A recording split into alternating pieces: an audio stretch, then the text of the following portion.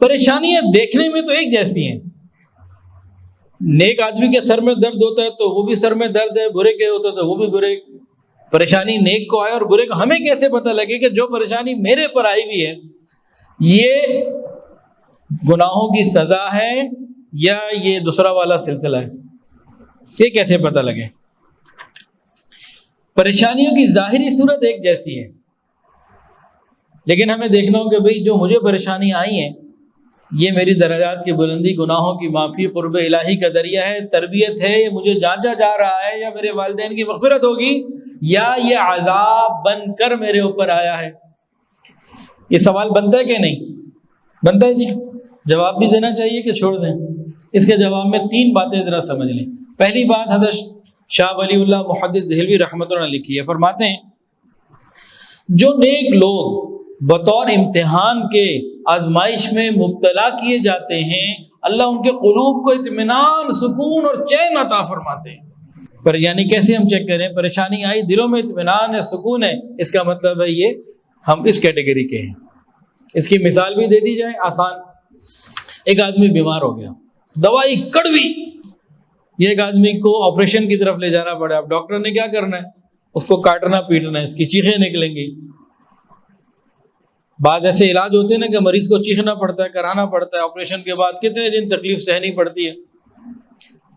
اب یہ مریض ڈاکٹر کے پاس جاتا ہے، اس کو سلام کرتا ہے، ہاتھ سے پیسے دیتا ہے، مہربانی بھی، اور فون کرواتے ہیں، جی وہ PIC میں 6 مہینے کا ٹائم مل رہا ہے، ذرا فون کر دیں، میرا کام آج ہی ہو جائے، 3 مہینے بعد نہ ہو، ابھی ہو جائے.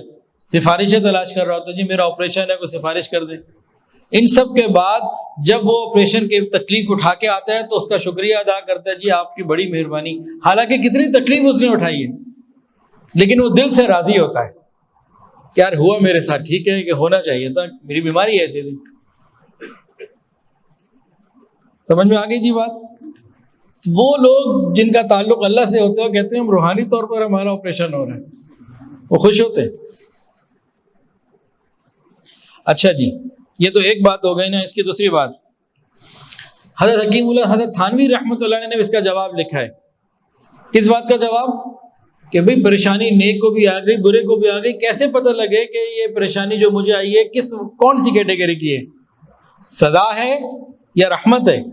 تو وہ فرماتے ہیں کہ جب تمہیں کوئی پریشانی آئے تم دیکھو کہ جس کو پریشانی آئے اس پریشانی کے بعد توجہ اللہ، رجوع اللہ، دعا، توبہ، استغفار، نماز، اس طرف اضافہ ہو گیا تو یہ رحمت ہے. اور اگر اللہ سے دور ہو گیا، جی پہلے دعا مانگتا تھا قبول ہی نہیں ہوتی، دعا ہی چھوڑ دی، نماز چھوڑ دی، بیماری آئی اب جناب نماز ہی نہیں پڑھنی. کئی ایسے لوگ ہوتے ہیں بیماری میں 2 مہینے بیمار ہیں، 2 مہینے نماز نہیں پڑھیں گے. کیوں جی؟ بیمار ہیں. جی بیماری میں نماز پڑھنا یہ اس بات کی دلیل ہے کہ بیماری گناہوں کی معافی ہے. بیماری میں نماز نہ پڑھنا یہ سزا اور عذاب ہے، یہ مذاق نہیں ہے. تیسری بات اور سمجھ لیجئے، ایک اور فرق ہے جو آسانی سے محسوس کر سکتے ہیں. یہ ذرا گہرے تھے فرق، ایک آسان سا بھی ہے، وہ بھی بتا دیں جی. آسان فرق یہ ہے، پہچان.